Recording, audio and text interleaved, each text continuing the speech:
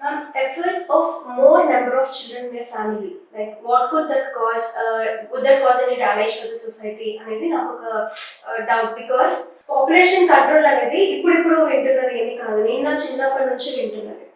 ఎప్పుడో చిన్నతనంలో మనకి ఒక ఫ్యామిలీకి ఒక 2 kids ఉంటే చాలు, 2 పిల్లలు వద్దు చాలు అన్నట్టుగా ఇట్లాంటివి చూసాం, చాలా సినిమాలు కూడా విన్నాం. కాకపోతే అది ఫ్యామిలీ వరకు ఆసరా, కానీ సొసైటీ మీద ఎట్లాంటి బర్డెన్ తీసుకొని రానుంది, మీ ఒపీనియన్ ఏంటి? మీరు అన్నది కరెక్టమ్మా. ఇప్పుడు నేను when I was very young, maybe 5 years 6 years ఉన్నప్పుడు కంటిన్యూస్ గా మనం ట్రావెల్ చేస్తుంటే ఎక్కడ పోయినా కానీ గోడ మీద ఒక ఎర్ర కోణం ఉండేది. ఇట్లా ఉండేసి ఒకళ్ళు ముద్దు, ఇద్దరు హద్దు, ముగ్గురు వద్దు అని చెప్పేసి ఇది కాన్స్టెంట్ గా ఉన్న స్లోగన్ అనమాట. So 2 children for a family was always promoted, less number of children. అంతకుముందు జనరేషన్స్ మనం మాట్లాడుకుంటే అంటే మా ఫాదర్స్ వాళ్ళు ఎప్పుడు కూడా 5 అన్నదమ్ములు అట్లా ఉండేది. ఇంకా గ్రాండ్ ఫాదర్స్ అనుకుంటే వాళ్ళు 13 మంది పిల్లలు, 14 మంది పిల్లలు, ఇట్లాంటి హిస్టరీనే మనం ఎక్కువ విన్నాం. So they used to be too many children at that time. తర్వాత వచ్చి నంబర్ ఆఫ్ పీపుల్ తగ్గుకుంటూ వచ్చింది పర్ ఫ్యామిలీలో, తగ్గుకుంటూ రావడం. కానీ మనం ఇప్పుడు చూస్తుంది ఏంటంటే అప్పుడు 13-14 మంది పిల్లలు ఉన్నా కానీ population of the world was under control. ఇప్పుడు మనం అదే ఆఫ్టర్ వరల్డ్ వార్ 1 చూసుకుంటే కనుక పాపులేషన్ మల్టీఫోల్డ్ పెరిగిపోయింది. అసలు ఇండియానే చూసుకుంటే స్వతంత్రం వచ్చినప్పుడు మనం 40 కోట్లు కూడా కరెక్ట్ గా లేము. స్వతంత్రం వచ్చి 75 సంవత్సరాలు. And today our population is 150 crores, 3 times పెరిగాం మనం. ఎందుకు? స్వతంత్రం రాకుండా మరి ఈచ్ ఫ్యామిలీ 14 మంది, 12 మంది, 10 మంది, అంటే ఆ టైంలో 4 పిల్లలు అంటే తక్కువ పిల్లలు అనమాట.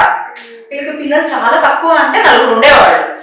అట్లాంటిది మరి ఈ కాలంలో 1 పిల్ల 2 పిల్లలు ఉన్నా కానీ అదేంటి మరి ఇండియన్ పాపులేషన్ ఇస్ 150 crores, మళ్ళీ world population is crossing 800 billion అని ఎందుకు గోలపడుతున్నారు అందరూ? Different reasons. మెడికల్ ఫెసిలిటీస్ పెరగడం వల్ల లైఫ్ స్పాన్ పెరిగింది. ఒక టైంలో పుట్టిన పిల్లల లోపల 50% మార్టాలిటీ రేట్ ఉండేది, చనిపోయేవాడు ఫర్ డిఫరెంట్ రీజన్స్. హెల్త్ బాగాలేక, మెడికల్ ఫెసిలిటీస్ అందక. ఇప్పుడు అట్లా లేదు. Every child is almost living. Mortality rate has come down very drastically. Infant mortality rate. ఓ టైంలో అబార్షన్ చేసుకోవడాలు, ఫీమేల్ ఫిటిసైడ్, లేకపోతే ఇన్ఫాంటిసైడ్, జనరల్ ఇది చాలా ఉండేది. ఇప్పుడు అన్ని కంట్రోల్లోకి వచ్చాయి. అందుకని చెప్పి పాపులేషన్ పెరిగిపోతుంది. కానీ ఇప్పటికి కూడా మీరు అన్నట్టు నంబర్ ఆఫ్ చిల్డ్రన్ ఎక్కువ ఉంటే ఫ్యామిలీలో మంచిదా కాదా క్వశ్చన్. దీనికి మనం 2 ఆస్పెక్ట్స్ చెప్పచ్చు. పాజిటివ్ గా ఉంది, నెగటివ్ గా ఉంది. మనం చాలా చోట్ల వింటుంటాము, అరే వీడు సింగిల్ చైల్డ్ రా, అందుకే సింగిల్ చైల్డ్ అందుకే ఇట్లాంటి బిహేవియర్ ప్రాబ్లమ్స్.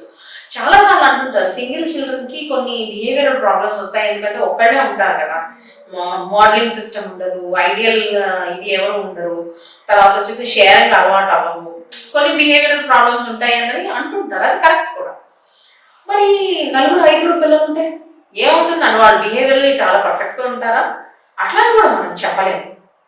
సింగిల్ చైల్డ్ ఉండడం వల్ల ఏంటి అంటే తోడు లేకపోవడం. అమ్మ నాన్న ఇద్దరు జాబ్ చేయడానికి వెళ్ళారనుకోండి, ఆడుకోవడానికి తోడు లేదు, పక్కింట్లో ఎవరు లేరనుకోండి, ఒంటరిగా ఉండిపోతుంటారు. So they become more inferior అనమాట. ఇన్ఫీరియర్ గా అవడము, లేకపోతే ఇంట్రోవర్ట్ గా మారడము, ఇలాంటి ప్రాబ్లమ్స్ అన్ని వస్తాయి. పాత జనరేషన్ లో ఏంటి, వాళ్ళే 4 ఉండేవాళ్ళు, వాళ్ళలో వాళ్ళు ఆడుకునే వాళ్ళు, ఎవరు బయట వాళ్ళని చూడాల్సిన అవసరం వచ్చేది రాదు. మోస్ట్ ఆఫ్ దెమ్ ఈ జనరేషన్ వాళ్ళలో కూడా 2 పిల్లలు కావాలి అని అనుకోవడానికి ప్రధాన కారణం ఏంటంటే ఒకళ్ళకొకళ్ళు తోడుగా ఉంటారు.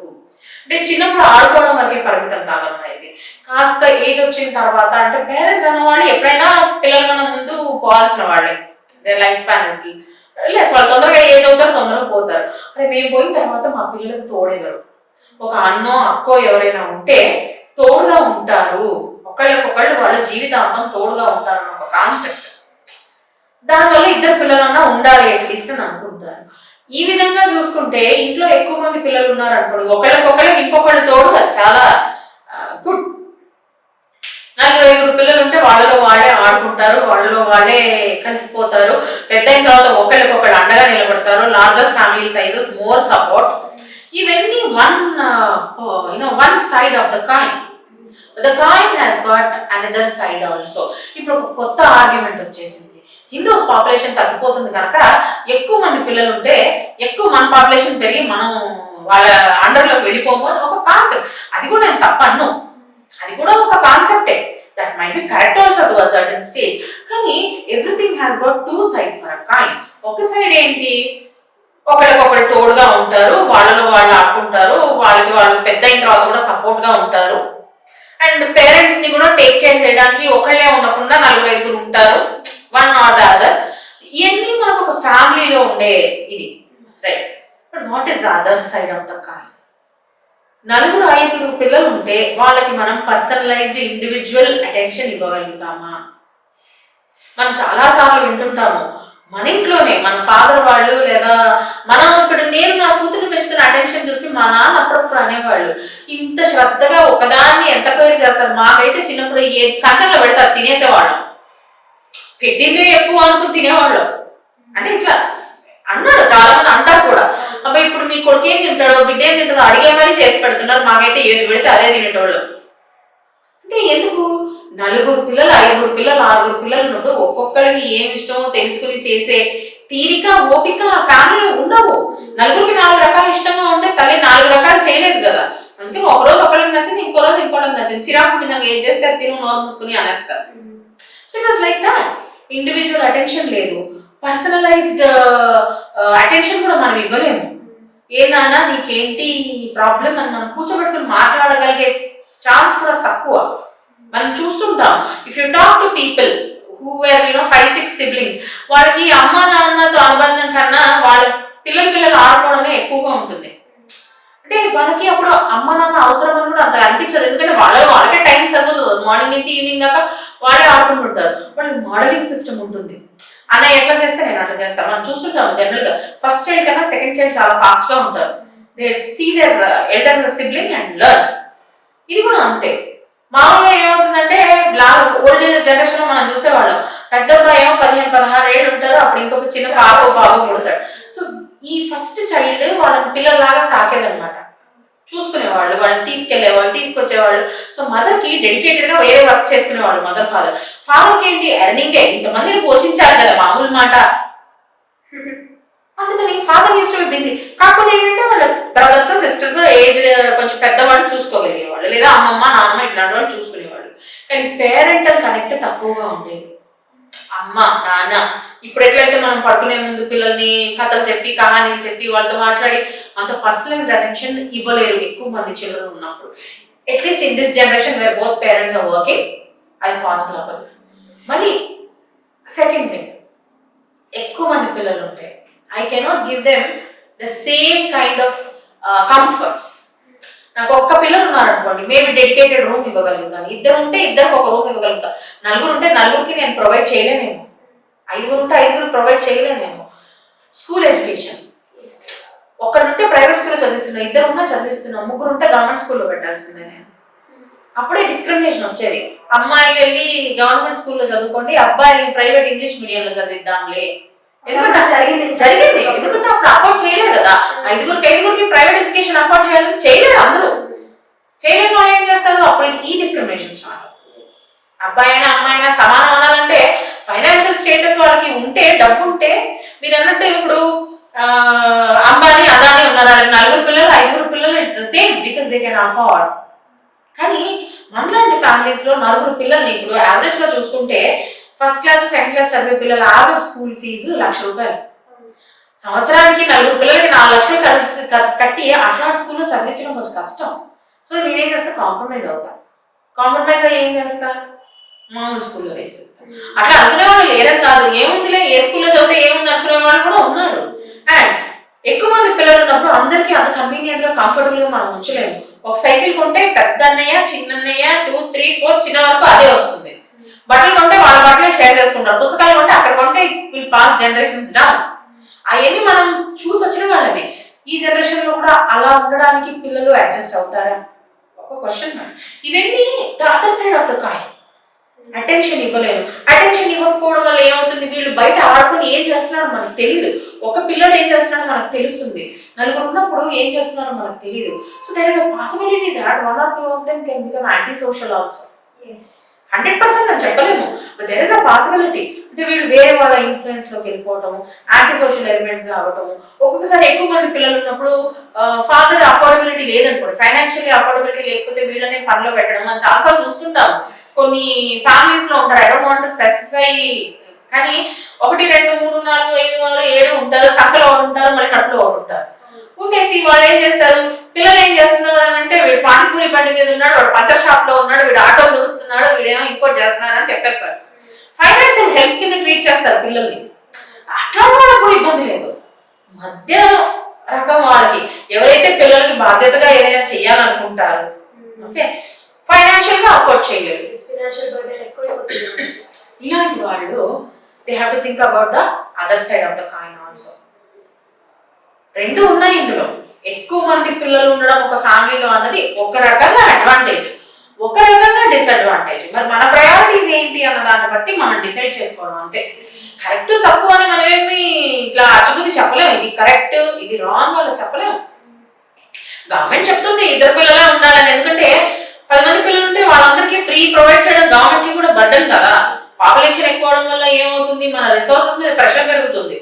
ఫుడ్ ఇవ్వాలి వాళ్ళకి, క్లోతింగ్ ఇవ్వాలి వాళ్ళకి, ఎంప్లాయ్మెంట్ చూపించాలి వాళ్ళకి, ఎడ్యుకేషనల్ ఆపర్చునిటీస్, మెడికల్ ఫెసిలిటీస్, వీటన్నిటి మీద ప్రెషర్ పెరుగుతుంది. అందుకని గవర్నమెంట్ ఒక బార్ అన్నది పెట్టింది అనమాట.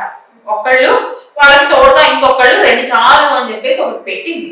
బట్ ఇదే కరెక్ట్ ఇదే తప్పు అని చెప్పే మెకానిజం ఏది ఎక్కడ లేదు. ఈ పాయింట్ మీద పర్టికులర్ రూల్ అనేది రాలేదు, సిస్టమ్ రాలేదు. ఇప్పుడు కొన్ని కంట్రీస్ ఉన్నాయి, you have more children we will afford your children అంటున్నారు. జర్మనీ లాంటి కంట్రీస్ లో వాళ్ళ పాపులేషన్ లేదు, లేని చోట వాళ్ళు ఏంటి, మీకు ఒక పిల్లలు ఉంటే మీకు 100 euros వేస్తాం అకౌంట్ లో, 2 పిల్లలు ఉంటే 300 euros వేస్తాం, 3 పిల్లలు ఉంటే 600 euros వేస్తాం. ఇట్లా అంటే వాళ్ళ పోషణార్థం గవర్నమెంట్ మీకు డబ్బులు ఇస్తుంది. సో అక్కడ ఏంటి అంటే పిల్లల కంటే మన ఖర్చు కాదు, వాళ్ళు సోర్స్ ఆఫ్ ఇన్కమ్. సో ఏముంది, పెళ్లి చేసేసుకొని ఒక 4-5 పిల్లలు కన్నామంటే $2000 వస్తాయి, నెలకి 2000 euros వస్తాయి అకౌంట్ లో. సో దాంతో తిని పోషించుకోవచ్చు. అది ఎవరికి, పాపులేషన్ లేదు వాళ్ళ కంట్రీలో. జర్మన్ పాపులేషన్ తగ్గిపోతుంది కాబట్టి వాళ్ళు మన ఇండియా నుంచి రండి అక్కడ రండి. ఇట్లనే కొన్ని సిటీస్ కూడా అంతే కదా, ఎవరు లేరు కాబట్టి మీరు వచ్చి ఉండండి మా సిటీలో బతిలాడుతున్నారు. కానీ ఇండియా అట్లా కాదు కదా, we are now the largest populated country of this world. And మన కంట్రీలో అస్సాం అండ్ ఉత్తరప్రదేశ్ ఈ 2 states 2015 లో like they accepted that act, like adapting to this only 2 children, having 2 children. But why not all other states are adapting? ఇది అనేది నాకు తెలిసి ఇది చాలా ఇంపార్టెంట్ అవేర్నెస్ పీపుల్ లో వెళ్ళాల్సింది. లేదమ్మా, actually for the whole country it is there, have 2 children, it's a suggestion, it cannot be made a mandate. Compulsory ఇంతే అని డాట్ పెట్టలేరు, it's a suggestion, it is being followed అన్నది చాలా years నుంచి ఉంది. బట్ ఇది కరెక్టా రాంగా అన్నది ఎవరు 100% చెప్పలేరు, నేను చెప్పలేను, ఎవరు చెప్పలేరు. It has two, the coin has 2 sides. Now it is on to the parent, their emotionality, their financial status, okay, and their family status, everything on to check how many children I want to have. When afford cheyagalutana, afford cheyalena, all this I have to take care. When I want to decide how many children I want to have, advantages and disadvantages రెండిటికి ఉన్నాయి. తక్కువ పిల్లలు ఉంటే కూడా advantages ఉన్నాయి, disadvantages ఉన్నాయి. ఎక్కువ మంది ఉంటే కూడా అడ్వాంటేజెస్ ఉన్నాయి, డిసడ్వాంటేజెస్ ఉన్నాయి. నాకేం కావాలో నేను సెలెక్ట్ చేసుకోవాలి, జెన్యూన్ గా, ప్రాపర్ గా, కాస్త నింపాదిగా, నిదానంగా ఆలోచించి జస్టిఫైడ్ డెసిషన్ తీసుకోవడం మన ముందున్న టాస్క్. అంటే మళ్ళీ ఈ మధ్య కాలంలో మనం కొన్ని కేసెస్ చూస్తున్నాం, పిల్లల్ని పోషించుకోలేక ఆత్మహత్య చేసుకున్న తండ్రి, లేదా పిల్లల్ని పోషించుకోలేక అనాథాశ్రమాలకి ఇచ్చేసిన తల్లి, ఇట్లాంటివి చూస్తున్నాం. అండ్ పిల్లల్ని పోషించుకోలేక, లేదా మేము అట్లీస్ట్ ఫస్ట్ 2 times అబ్బాయి పుడతాడు అనుకుంటే పుట్టలేదు, 3rd time అయినా పుడతాడు అనుకుంటే అమ్మాయి పుట్టింది అనేసి ఈ అమ్మాయిని ఇంకొక ఫ్యామిలీకి ఇవ్వడం, ఇట్లాంటివి జరుగుతున్నాయి. సో బేస్డ్ ఆన్ దిస్ ఈ డిస్కషన్ అనేది అయింది మనకి. సో మీరేమంటారు? These are all integral problems అమ్మా. నేను చెప్పినట్టు ప్రతి దానికి ద కాయిన్ హ్యాస్ 2 sides. ఇది ఉంది, అది ఉంది, మనకి ఏది కావాలో మనం చూస్ చేసుకోవాలి. ఇప్పుడు నేను ఇద్దరిని పెంచగలుగుతాను, 2 అమ్మాయిలు పుట్టారు, నాకు అబ్బాయి కావాలి, that is up to you to decide. కానీ కనీసం మళ్ళీ అమ్మాయి పుట్టింది నేను పెంచుకోలేను, ముందే తెలుసు కదా పెంచుకోలేనని. కానీ మన కంట్రీలో చాలా ఇంపాక్ట్ అండ్ ఫ్యాక్టర్స్ ఉన్నాయి, ఇంపాక్టింగ్ ఫ్యాక్టర్స్, పిల్లలు కావాలా వద్దా అని అనుకోవడానికి. So all that would be a very big discussion. It depends on the genuinity, necessity and basic గా చెప్పాలంటే తల్లిదండ్రుల విజ్ఞత మీద ఆధారపడి ఉన్న డెసిషన్. ప్రాపర్ గా ఆలోచించి మీ పరిస్థితులు అన్నిటిని అనలైజ్ చేసి విజ్ఞతతో కూడిన ఒక డెసిషన్ తీసుకొని డిసైడ్ చేసుకోవాలి. మీకు ఎక్కువ మంది పిల్లలు కావాలా, మీకు తక్కువ మంది పిల్లలు కావాలా, మీ ప్రయారిటీస్ ఏంటి అన్న దాని మీద. Government set 2 more than 2, government will not help you in any way. Government is clear, మీరేం చేయాలని మీరు డిసైడ్ చేసుకోవాలి. As far as I suggest 90 మంది పిల్లల్ని కానీ వాళ్ళని సరిగ్గా పెంచలేకపోవడం కన్నా 2 చాలు. మరి ఒక్కరంటే సింగిల్ చైల్డ్ ఒంటరిగా ఫీల్ అవుతారు అనుకుంటే 2 చాలు. 2 ఒకరికొకరు తోడుగా ఉంటే సరిపోతుంది. మనం వాళ్ళు కొంచెం డెడికేటెడ్ గా టైం ఇచ్చి పెంచితే చాలు. This is my opinion. Many people can have many different opinions. It is on to an individual's decision.